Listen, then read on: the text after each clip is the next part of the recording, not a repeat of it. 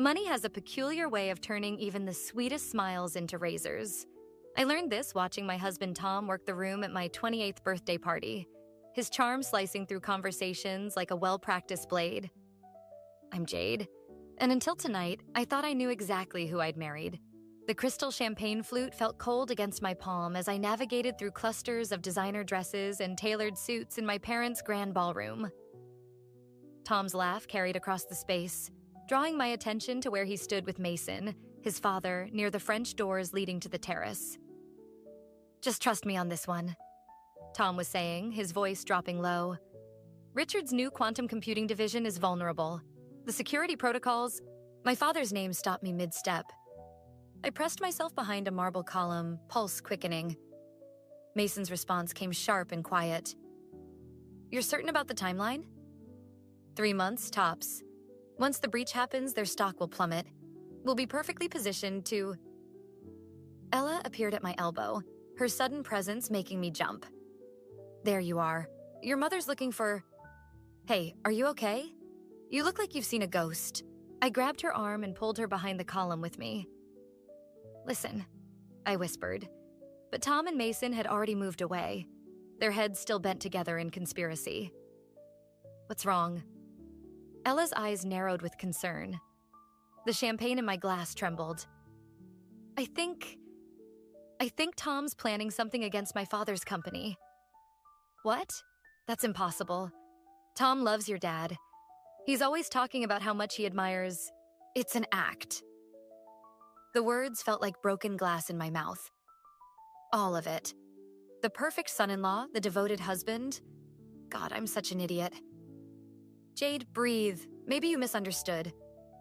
"There's nothing to misunderstand." I drained my champagne in one burning swallow. "He's working with Mason to sabotage Dad's new project. I heard them discussing security breaches, stock prices." Ella's face hardened. "That snake. I never trusted his smile. Too practiced, you know?" "I trusted it." My voice cracked. I built a life around it. Across the room, Tom caught my eye and raised his glass, that million-dollar smile gleaming. I forced myself to smile back, feeling my face crack like a porcelain mask. "What are you going to do?" Ella whispered. I watched Tom return to his performance, working the crowd with practiced ease. Every laugh, every gesture, every seemingly spontaneous moment, I could see the calculation behind it now. 2 years of marriage, and I'd been nothing but a stepping stone in his family's game. "Nothing," I said, straightening my spine. "Not yet. First, I need proof." "Your father should know." "No." I gripped her arm tighter. "If I'm right about this, Tom and Mason have been planning it for years. One wrong move and they'll destroy everything my father's built." The orchestra struck up a waltz, and I saw Tom making his way toward me, that predatory grace in his step that I'd once found so attractive. "Time to dance with my beautiful birthday girl," he called out, extending his hand. I took it, letting him pull me close, breathing in his expensive cologne. His touch felt different now. Every caress tainted with purpose, every whispered endearment calculated for effect. "Happy birthday, darling," he murmured against my ear. "Are you enjoying your party?" I leaned back just enough to meet his eyes, searching for any crack in his performance. "It's perfect," I lied, matching his tone exactly. "Everything is absolutely perfect."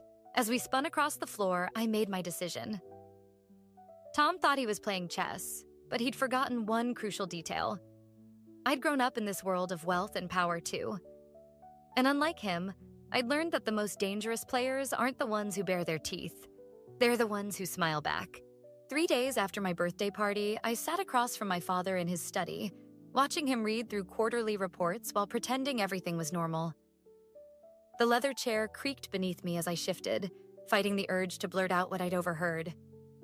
"You're fidgeting," he said without looking up. "Just like when you were little and broke something. I need to ask you about the quantum computing division." His pen stopped moving. "That's classified information, Jade."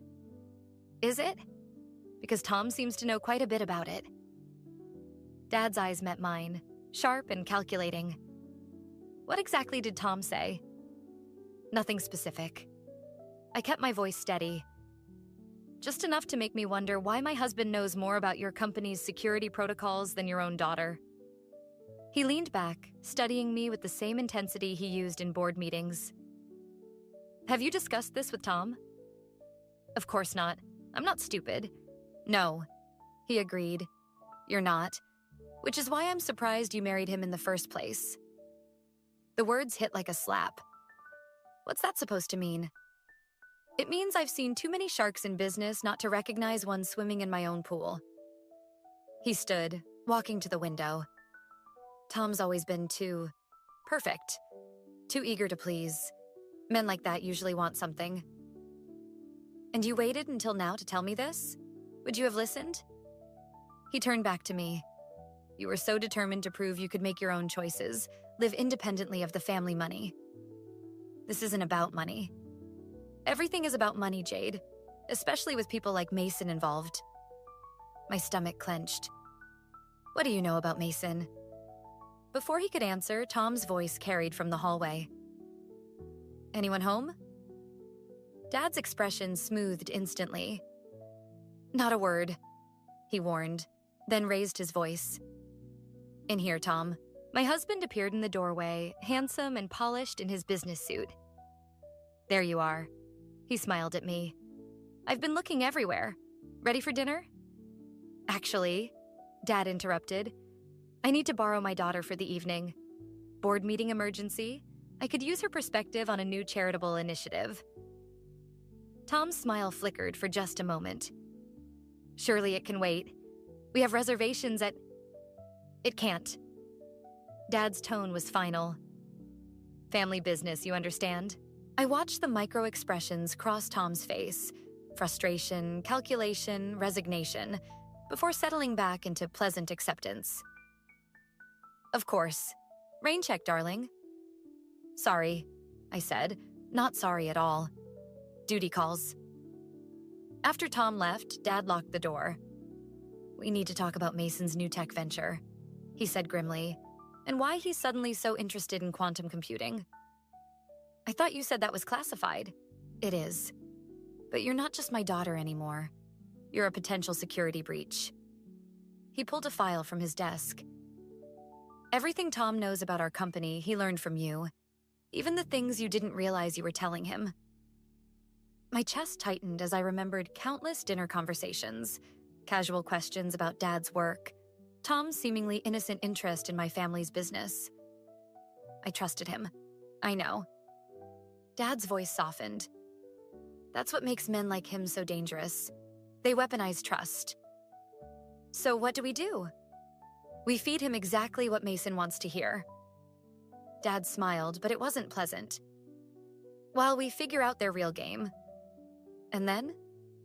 And then, my dear, we teach them why it's unwise to underestimate either of us.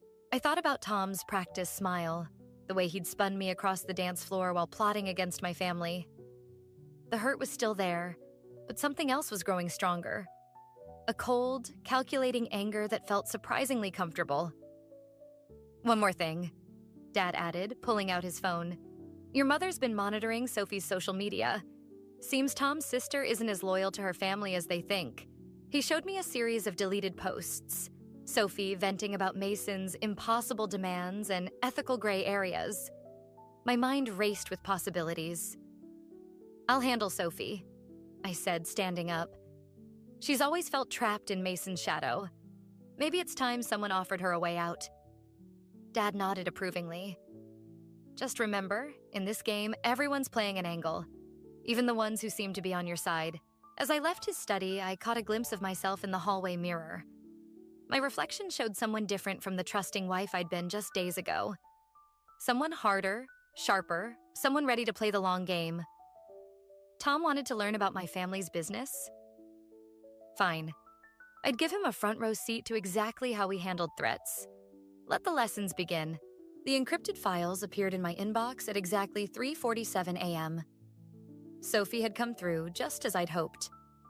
My hands trembled as I downloaded the documents, Tom's steady breathing from our bedroom down the hall a reminder of how careful I needed to be. The first document made my blood run cold.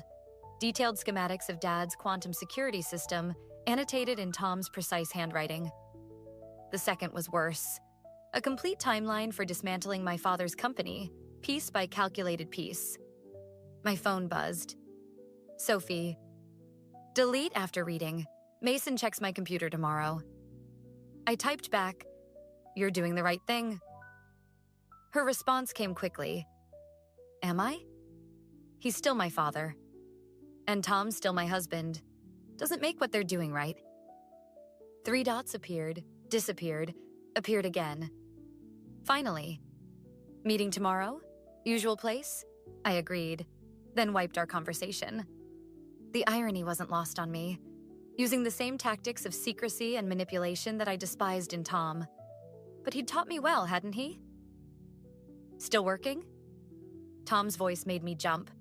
He stood in the doorway of my home office, hair tousled from sleep, looking so perfectly innocent it made my stomach turn. Charity gala planning. I lied smoothly. Did I wake you? He crossed the room, massaging my shoulders. Every touch felt like betrayal. Come back to bed. The gala can wait. Just 5 more minutes. I leaned into his touch, hating myself for it. Hey, how's the new venture with your father going? His hands paused fractionally. Smoothly. Why do you ask? Just curious. You've been working such long hours lately. Missing me? His lips brushed my neck, and I forced myself not to stiffen. I promise it'll all be worth it soon. I bet it will, I thought, closing the laptop. You know what? You're right. Let's go to bed. The next morning, I met Sophie at a small cafe far from both our family's usual haunts. She looked exhausted, shadows under her eyes matching the gray clouds overhead. There's more, she said without preamble. Mason's meeting with Chinese investors next week. They're not just planning to tank your father's company. They're selling the technology overseas. That's illegal. Since when has that stopped my father? She stirred her untouched coffee. Tom's the point man for the whole operation. Has been since before your wedding. The words hit like physical blows. Our entire marriage was strategic. She met my eyes. I'm sorry, Jade.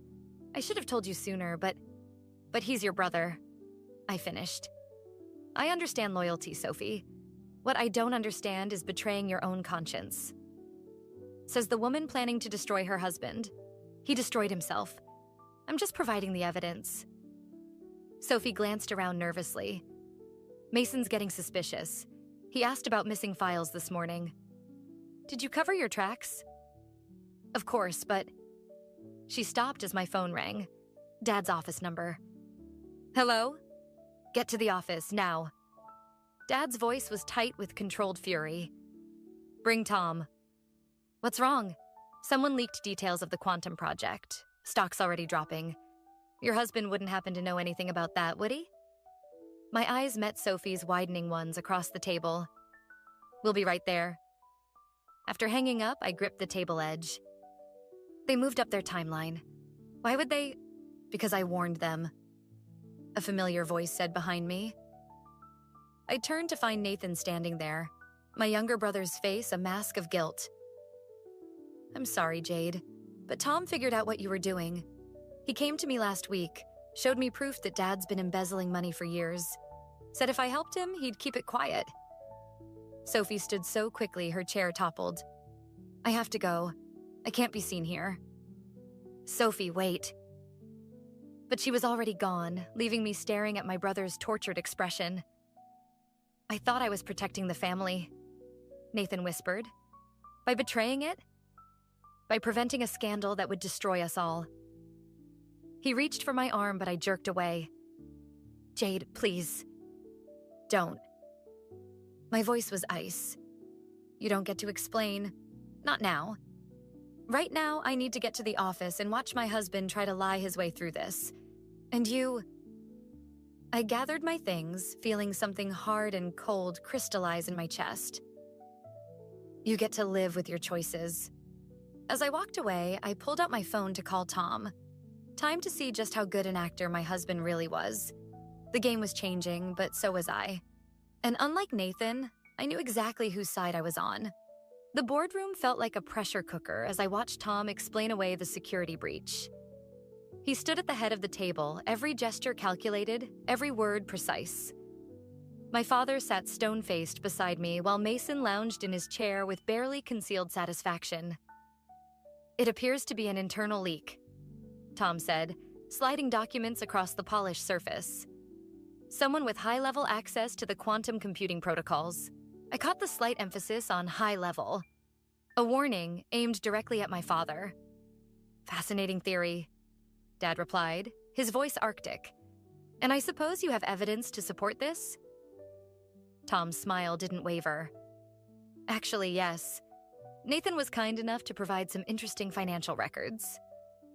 The room temperature seemed to drop 10 degrees. I watched my father's knuckles whiten against the armrest. "I think." My mother's voice cut through the tension as she swept into the room. "We should discuss this in private." She fixed Tom with a look that could freeze hell. "Family only." "I am family," Tom protested. "Are you?" Mom settled into her chair like a queen taking her throne.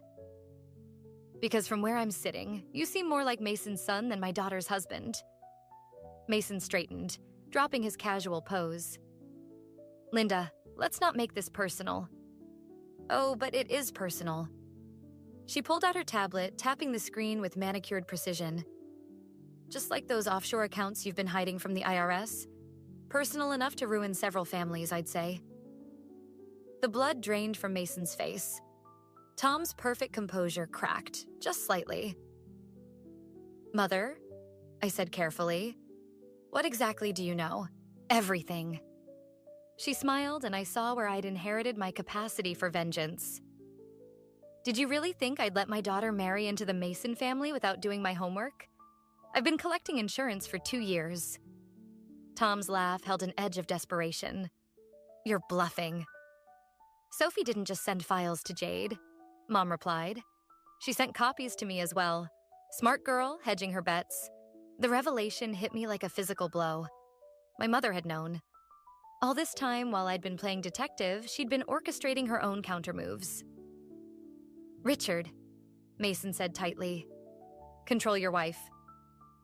Dad's laugh was genuine. "I learned long ago that's not how our marriage works." He stood, straightening his jacket. "Now, we have 2 options. We can all destroy each other publicly, or we can negotiate a more private resolution." "You'd really tank your own company to spite us?" Tom asked. "No," I cut in, finally seeing the whole board. He'd sacrificed the quantum division to protect something more valuable. I turned to my father. "The embezzlement charges Nathan found. They're fake, aren't they?" "You planted them." Dad's slight nod confirmed it. "Sometimes you have to sacrifice a pawn to protect the queen." "This is insane," Tom snapped, but I could see the calculations running behind his eyes. Everything he'd planned, every manipulation was unraveling. "Speaking of queens," Mom added pleasantly, "Sophie's waiting in my office. She has quite a story to tell the SEC about Mason's creative accounting practices. Unless, of course, we can reach an understanding." Mason stood so abruptly his chair toppled. "You treacherous." "Careful," Mom warned. "Family only, remember?" I watched Tom's face as reality set in. He'd thought he was playing chess, but he'd been the piece all along, just like I had been until I learned to play the game myself. "So," Dad said into the heavy silence, "shall we discuss terms?" Tom's eyes met mine, and for the first time, I saw real fear there. "Jade, please, family only." I echoed my mother's words, twisting my wedding ring off and placing it on the table. The soft clink seemed to echo in the silence. "I'll have my lawyer contact yours about the divorce." As security arrived to escort Tom and Mason out, my mother reached over and squeezed my hand. "You did well," she murmured, "but the game's not over yet." She was right. Nathan's betrayal still hung between us. Sophie's loyalty remained uncertain. And somewhere in the chaos, I'd lost sight of who I was trying to protect. my family's legacy, or my own soul. But watching Tom's retreating back, I realized something else. Revenge, like love, was a family tradition, and I'd learned from the best. The annual charity gala felt like a minefield dressed in evening wear. Every smile concealed a weapon. Every handshake carried hidden meaning. I watched Tom work the crowd from across the ballroom. His charm now a transparent mask I couldn't believe I'd ever found genuine. Quite the turnout. Sophie materialized beside me, champagne trembling slightly in her hand. Mason's bringing the Chinese investors. Here? Tonight? My grip tightened on my clutch. That wasn't part of the plan. Plans change. Her eyes darted nervously to where Mason held court near the stage. They're announcing the merger tonight. Tom's idea. Of course it was. The charity gala I'd spent months organizing, my pet project to support local education, he'd turned it into his victory lap. The perfect venue to humiliate both me and my father in front of Seattle's entire social circle. Ladies, Nathan appeared, looking uncomfortable in his tuxedo. We need to talk. Now. We slipped into a side room where Ella waited with her laptop. The SEC documents are fake, she said without preamble. Mason created a paper trail making it look like your father's been embezzling for years. But I found the digital fingerprints. They're planning to release everything tonight. That's not all, Nathan added. The Chinese deal isn't just about the quantum technology. They're using it as cover to access government contracts through Dad's company. Once the merger goes through, it becomes international espionage. I finished, the pieces clicking into place. That's why they needed me to sign over my shares. Without family majority control, the regulatory oversight changes. Sophie's face had gone pale.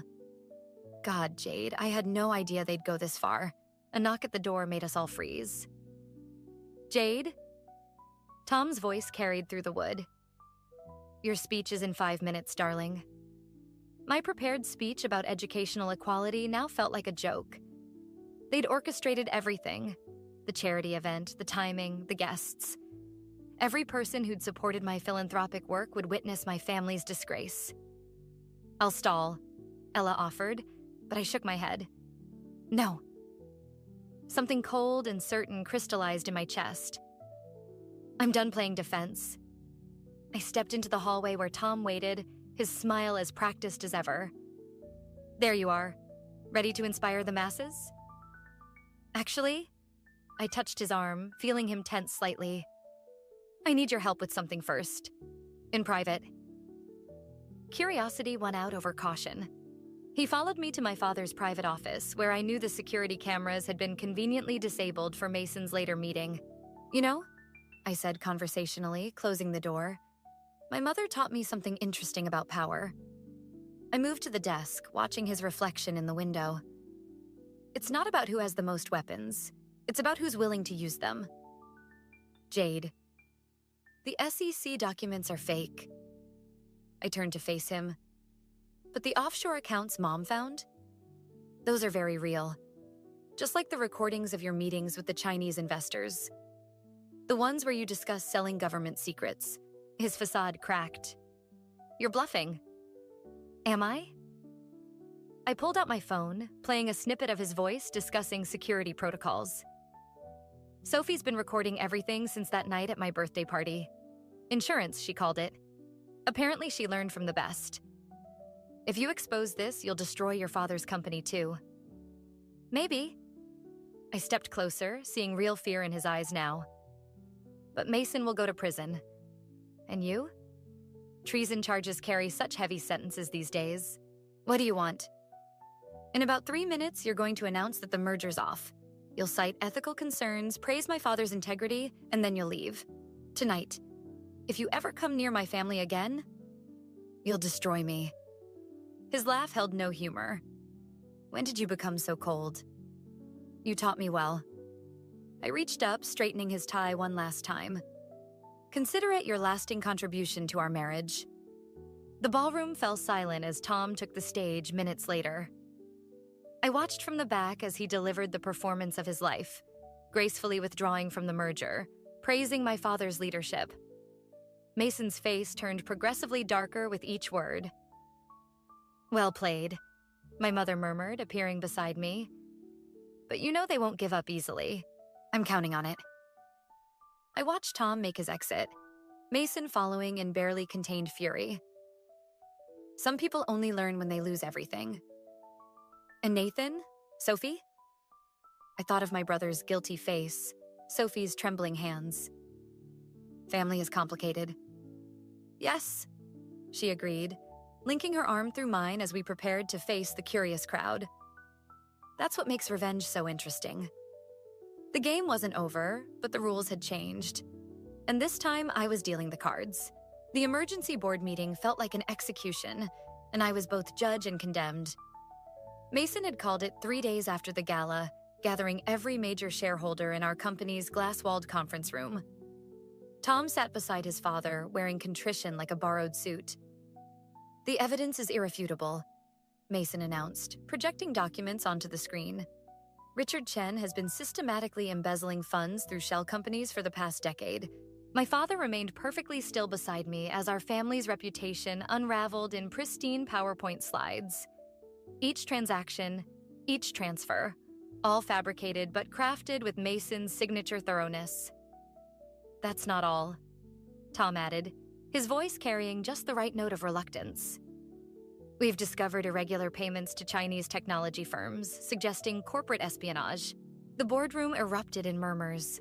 I watched familiar faces turn hostile, years of trust evaporating in seconds. "These accusations are groundless," Dad started, but Mason smoothly interrupted. "Which is why we've already contacted the SEC. He smiled, shark-like. "They're very interested in speaking with you, Richard. And Jade." My head snapped up. "Me? Several transfers were authorized under your credentials." Tom wouldn't meet my eyes. "We believe you were an unwitting accomplice, of course. Your father's victim as much as anyone." The trap closed with elegant precision. They'd used my own login credentials, probably collected during our marriage, to create a paper trail leading directly to me. I could claim innocence, but only by condemning my father. "There is another option," Mason offered magnanimously. "If Richard steps down immediately and the Chen family transfers their controlling shares to neutral management, meaning me, we might avoid criminal charges." Sophie shifted uncomfortably in her seat, but remained silent. Nathan, conspicuously absent, had stopped answering my calls days ago. "You have until tomorrow morning to decide," Mason concluded. "Choose wisely." The room emptied quickly, leaving only our two families. Mom's hand found mine under the table, squeezing once. "Well played," Dad said quietly. "Using my daughter against me. I taught you well, Tom. You taught me to seize opportunities." Tom finally met my gaze. "Nothing personal, darling. Just business." "Like our marriage?" "That was..." He hesitated. "Complicated." "No." I stood, my chair scraping harshly. "It was practice for both of us." Mason's smile faltered slightly. "What does that mean?" "It means," Mom interjected smoothly, "that you should check your own accounts before throwing stones." Tom's phone buzzed, then Mason's. Their faces changed as they read whatever messages had arrived. "What did you do?" Tom's voice held real fear now. "Me? Nothing." I gathered my things calmly. "But Sophie's been very busy. Those offshore accounts you use to hide the Chinese technology deals? They're not so hidden anymore." Mason lunged for his phone, probably calling his accountant. Too late. Sophie had been transferring documents to the FBI for weeks, building a case while playing the dutiful daughter. "You destroy everything?" Tom grabbed my arm as I passed. "Your family's company, your reputation. You already did that." I pulled free. "I'm just making sure everyone burns together." The SEC investigation is about to get very interesting. Dad stood, straightening his tie. Especially when they discover who's really been selling government secrets. We left them there, frantically making calls. In the elevator, Mom finally spoke. Sophie's evidence might not be enough. We could still lose everything. We already have. The numbers descended steadily, but so will they. Nathan made his choice. The words tasted like ashes. Everyone did. The elevator doors opened to a lobby full of reporters. Someone had tipped off the press. Through the flashing cameras, I caught a glimpse of Nathan standing near the entrance, looking lost. "Miss Chen, is it true your father's being investigated for treason?" "Mr. Chen, are the Chinese technology deals legitimate?"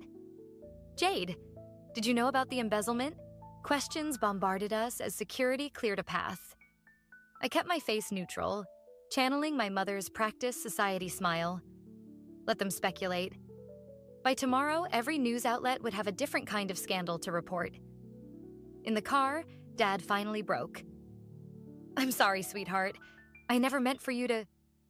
"Don't." I watched Seattle's skyline blur past. We're past apologies now. Tomorrow, the real war would begin. Reputations would shatter, fortunes would vanish, and families would fracture beyond repair, including mine. But tonight, I just felt hollow, wondering if revenge was worth the cost of becoming someone I barely recognized. Nathan found me in our childhood treehouse, where the Seattle rain drummed a steady rhythm on the roof. He climbed up awkwardly, clutching a laptop to his chest like a shield. "You need to see this," he said, voice rough. Mason didn't just want Dad's company. This goes deeper. I stared at the screen as he pulled up encrypted files. Decades of transactions, shell companies, and something far worse. The quantum computing technology wasn't the target. It was bait. "They're using it to access government defense contracts," Nathan explained. "Once they control the company, they control the back doors to national security systems." The pieces clicked into horrible place. That's why they needed our family shares, without majority control. The security clearances wouldn't transfer. He met my eyes. "Jade, I'm sorry. When Tom approached me, I thought I was protecting Dad from the embezzlement charges. I didn't know..." My phone buzzed. "Mason. My office, 1 hour. Come alone." The rain had stopped by the time I reached Mason's building. Tom was waiting in the lobby, looking haunted. "Don't go up there," he said quietly. "Please, you don't understand what he's capable of." "But you do." I stepped around him. "That's why you married me, isn't it? The perfect inside man." "I loved you." His voice cracked. Maybe not at first, but save it for the prosecutors. Mason's office occupied the top floor, all glass and steel and power. He stood at the window. Seattle's skyline spread out behind him like a kingdom. "I always admired your mother's steel," he said without turning. "You inherited that. Tom was supposed to soften you, make you pliable. Instead, I learned from him." I moved to the desk, noting the single glass of whiskey. Interesting choice, meeting alone. "We're not alone." He finally turned. "Sophie's been listening from the next room, haven't you, darling?" The connecting door opened. Sophie entered, pale but steady, gun trained on me. "I'm sorry," she whispered. "He knows about the FBI files, about everything." Mason smiled. "Family loyalty is such a fragile thing, isn't it? But money never betrays you." "That's where you're wrong." I pulled out my phone, turning it to show the active recording. "Money just betrays differently." His smile faltered. "Sophie, take her phone." Actually, Sophie's aim shifted to her father. "I think we're done taking orders from you." "You ungrateful..." "The FBI has everything," I cut in. "The defense contracts, the Chinese technology deals, the shell companies. Nathan's been working with them for weeks, gathering evidence while you were focused on me." "Nathan?" Mason laughed. "Your weak-willed brother? My brother who's been tracking your offshore accounts since that night at my birthday party." I smiled. Turns out artists are good at seeing patterns in chaos.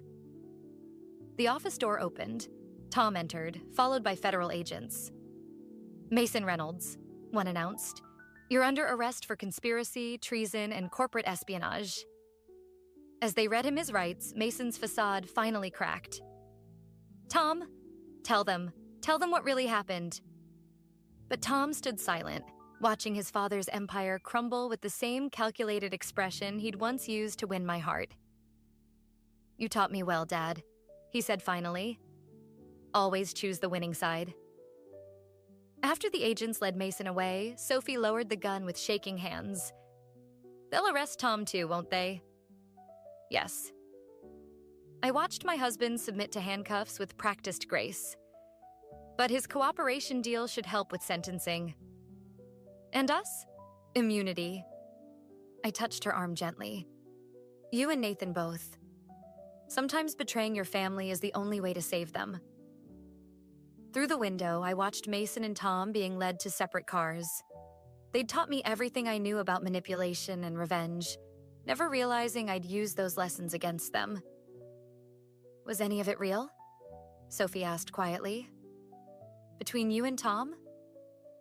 I thought of quiet moments, shared dreams, and perfectly crafted lies. Does it matter anymore? The rain started again, washing Seattle clean. Tomorrow would bring press conferences, legal battles, and the long process of rebuilding both our families' legacies.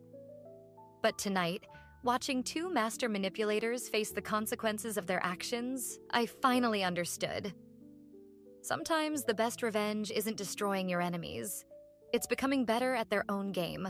The courtroom emptied slowly after Mason's sentencing, leaving me alone with the echoes of 25 years without parole still ringing in my ears. Tom had received 12 years in his separate trial, his cooperation buying him a lighter sentence, but not redemption. I lingered, watching Sophie gather her things a few rows ahead. She'd testified against both her father and brother, her voice never wavering as she detailed their crimes.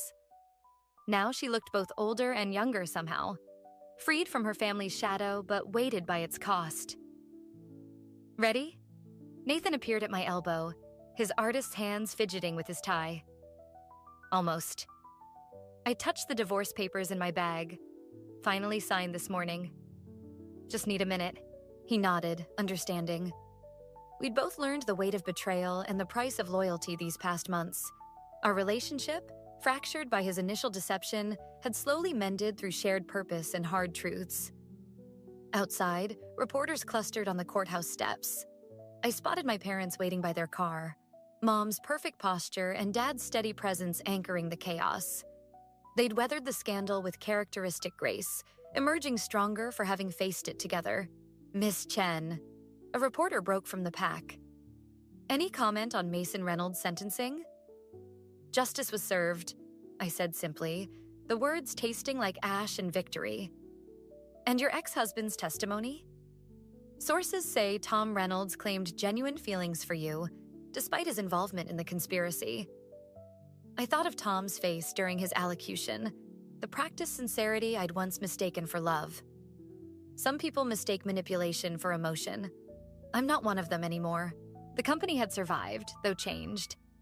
Dad had stepped down as CEO, passing the role to a trusted board member while he focused on family healing. The quantum computing division, nearly destroyed by Mason's schemes, now led the industry in security protocols. Irony at its finest. Jade. Sophie caught up to me at the bottom of the steps.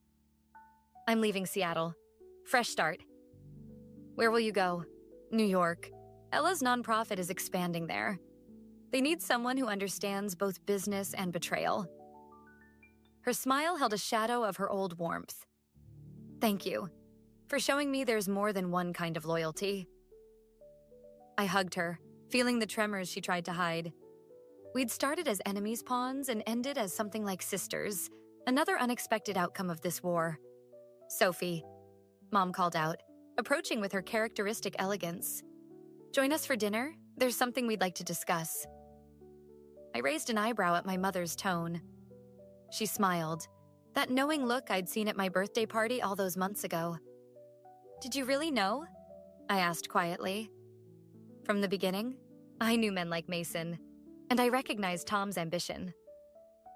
She straightened my collar, a gesture from childhood. but I needed you to see it yourself. Strength isn't inherited, darling. It's earned. At dinner, over perfectly paired wine and unspoken understanding, my parents offered Sophie a position with our family's charitable foundation. A chance to rebuild both our family's legacies, but differently this time, with purpose instead of power. Why? Sophie asked, voice rough with emotion. Because, Dad replied, some things are worth more than revenge, like showing the next generation a better way. Later, walking the familiar streets of my childhood neighborhood, I found myself at the old treehouse. Nathan's latest artwork covered one wall, abstract shapes that somehow captured our family's journey from betrayal to redemption. It's not finished, he said, climbing up behind me. Still working on the ending. I studied the patterns, seeing echoes of our choices, our scars, our healing. Maybe that's the point. Some stories don't end cleanly. And some families don't break the way others expect, he added softly. I touched the rough wood, remembering the girl who'd once played here, innocent of power games and calculated betrayals. She was gone, but something stronger had taken her place. Someone who understood that true victory isn't in destroying your enemies, but in choosing what kind of person you become while fighting them. The Seattle skyline glittered beyond the trees, a landscape of possibilities and pitfalls. Tomorrow would bring new challenges, new choices, new chances to either perpetuate cycles of revenge or break them. I was ready for either.